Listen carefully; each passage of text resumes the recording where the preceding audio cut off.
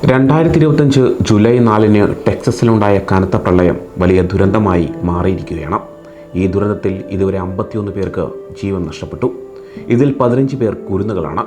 രക്ഷാപ്രവർത്തനം 3-ാം ദിവസത്തിലേക്ക് കടക്കുമ്പോൾ മിസ്റ്റിക് ക്യാമ്പിൽ നിന്ന് 27 പെൺകുട്ടികളെ കാണാനില്ല എന്നത് ആശങ്ക വർദ്ധിപ്പിക്കുകയാണ്.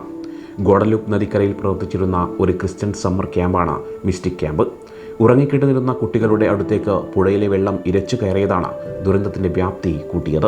ടെക്സസ് ഹിൽ കൺട്രി മേഖലയിലാണ് പ്രധാനമായും പ്രളയം നാശം വിതച്ചത്. കെയർ കൗണ്ടിയിലാണ് ഏറ്റവും കൂടുതൽ അപകടങ്ങൾ സംഭവിച്ചത്. ഇവിടെ 43 പേർക്കാണ് ജീവൻ നഷ്ടപ്പെട്ടത്. ട്രാവിസ് കൗണ്ടിയിൽ 5 പേരും ബർണറ്റ് കൗണ്ടിയിൽ 2 പേരും ടോം ഗ്രീൻ കൗണ്ടിയിൽ ഒരാളും മരിച്ചു. ഈ ദുരന്തത്തിൽ മരിച്ചവരുടെ കുടുംബാംഗങ്ങൾക്കായി ജൂലൈ 6 ഞായറാഴ്ച പ്രാർത്ഥനാ ദിനമായി ആചരിക്കാൻ ടെക്സസ് ഗവർണർ ഗ്രെഗ് അബോട്ട് ആഹ്വാനം ചെയ്തിരുന്നു. ജൂലൈ 4 പുലർച്ചെയാണ് ദുരന്തം തുടങ്ങിയത്. പലരും ഉറങ്ങിക്കിടക്കുമ്പോൾ ഗോഡലൂപ്പ് നദി വെറും 45 മിനിറ്റിനുള്ളിൽ 26 അടി ഉയർന്നു. ചില സ്ഥലങ്ങളിൽ 4 മണിക്കൂറിനുള്ളിൽ 15 ഇഞ്ച് വരെ മഴ പെയ്തു. ഇത് ഏകദേശം 4 മാസത്തെ മഴയ്ക്ക് തുല്യമാണ്. ഹണ്ട്, ടെക്സസ് എന്നിവിടങ്ങളിൽ നദി 29 അടി ഉയരത്തിലെത്തി. 1987 ഒരു പള്ളി ക്യാമ്പിൽ 10 കുട്ടികൾ മരിച്ച സംഭവത്തേക്കാൾ ഭീകരമായിരുന്നു ഇത്. ഈ പ്രദേശത്ത് രേഖപ്പെടുത്തിയതിൽ വെച്ച് ഏറ്റവും വലിയ പ്രളയങ്ങളിൽ ഒന്നായി ഇത് മാറി. പ്രളയത്തിൻ്റെ സമയത്ത് ഗോഡലൂപ്പ് നദി സാധാരണ കരയിൽ നിന്ന് ഏകദേശം 2 മൈൽ വീതിയിൽ ഒഴുകിയെന്നാണ് റിപ്പോർട്ടുകൾ. ഈ ദുരന്തത്തിൽ നിന്ന് 850-ലധികം ആളുകളെ രക്ഷപ്പെടുത്തി. 160-ലധികം പേരെ ഹെലികോപ്റ്റർ ഉപയോഗിച്ചാണ് രക്ഷിച്ചത്. രക്ഷാപ്രവർത്തനത്തിൽ നിരവധി ഹെലികോപ്റ്ററുകളും ബോട്ടുകളും ഉപയോഗിക്കുന്നുണ്ട്. കാണാതായവരെ കണ്ടെത്താനായി ഡ്രോണുകളും ചൂട് കണ്ടെത്താൻ കഴിയുന്ന ഉപകരണങ്ങളും ഉപയോഗിച്ച് കരയിൽ രക്ഷാപ്രവർത്തകർ തിരച്ചിൽ നടത്തുന്നു. ടെക്സസ് ഗവർണർ ഗ്രെഗ് അബോട്ട് ദുരന്തം ബാധിച്ച പ്രദേശങ്ങളിൽ അടിയന്തര സഹായം നൽകാൻ ഉത്തരവിട്ടിരുന്നു.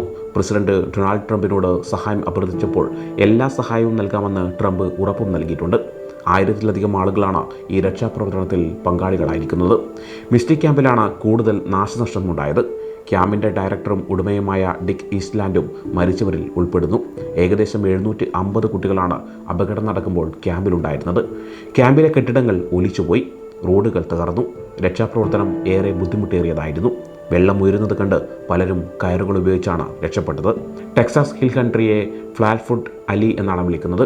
കുത്തനെയുള്ള കുന്നുകളും ഇടുങ്ങിയ താഴ്വരകളും പാറക്കെട്ടുകളും കാരണം ഇവിടെ പെട്ടെന്ന് വെള്ളപ്പൊക്കമുണ്ടാകാൻ സാധ്യതയുണ്ട്. അവധിക്കാലമായതുകൊണ്ട് നിരവധി ആളുകൾ ക്യാമ്പുകളിൽ ഉണ്ടായിരുന്നത് ദുരന്തത്തിൻ്റെ വ്യാപ്തി കൂട്ടി.